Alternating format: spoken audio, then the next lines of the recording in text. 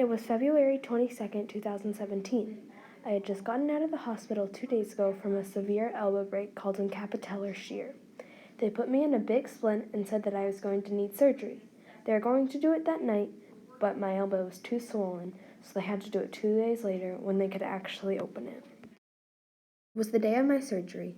I woke up at about 7 because I could not eat after 8. I went downstairs and sat at my dining room table. My dad had cooked me hash browns and pancakes. "Dad, can you feed this to me?" I yelled across the room. "Why do you need me to feed this to you? You broke your elbow, not your back," my dad said with a chuckle. "My shoulder is really sore and it hurts when I bend over," I said. "Fine," he replied.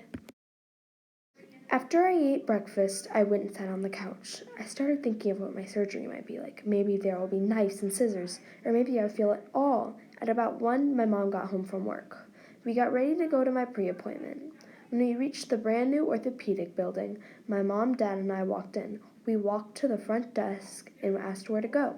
"Walk upstairs and take a right. Sit in waiting room 11. We followed her directions and waited to get called back into a room. "Eleanor Lake?" said a nurse.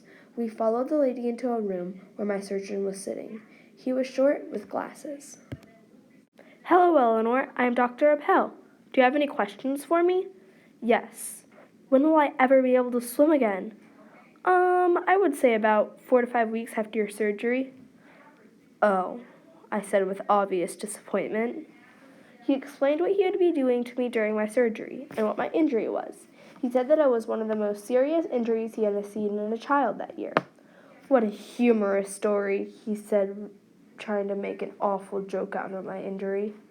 I laughed, although I didn't think it was funny at all. "You guys can meet me at Roanoke Memorial Hospital, and I will be there around 4:30. "Okay," my mom said. We left and drove to the hospital. When we walked in, a nice lady greeted us and took us to our desk. She gave me a wristband and told my parents where to go. We once more followed the lady's instructions. We ended up in another waiting room. By that point, I was starving, since I had only had hash browns and a pancake for breakfast. And that was at 7:30. A lady then called my name. We followed her until we reached another room. She gave me an itchy hospital gown that I slipped on. Then I laid down on a very uncomfortable bed. She took my temperature and pulse, then left. I waited for what felt like forever. I waited and waited. I watched TV, but there was no volume, so it was not very amusing. "Hello, I'm going to get my scrubs on, then tell the other doctors that we are ready for you," said Dr. Appel.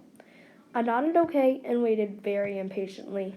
20 minutes had passed and we didn't hear anything from the doctors until a man came in and said that he would be my anesthesiologist, the guy who would put me to sleep.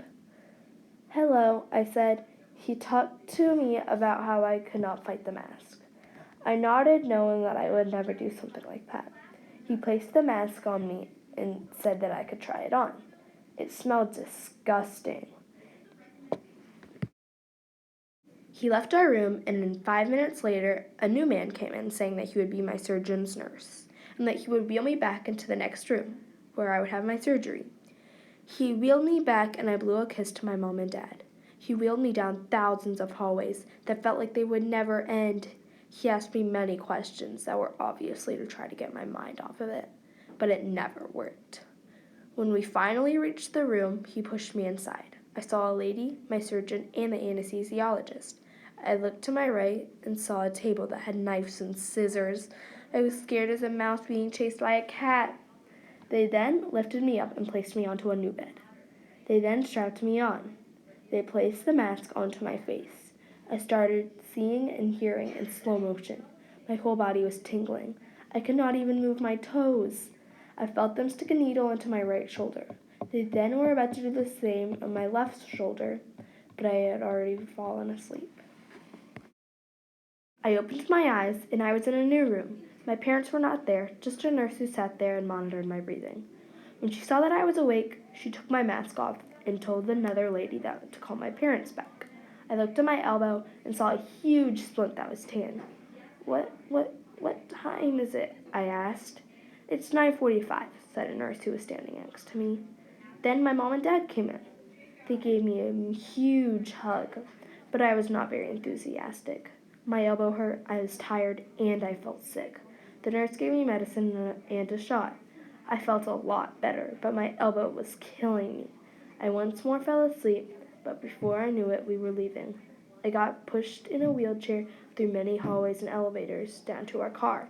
I was very relieved to know that my surgery was over.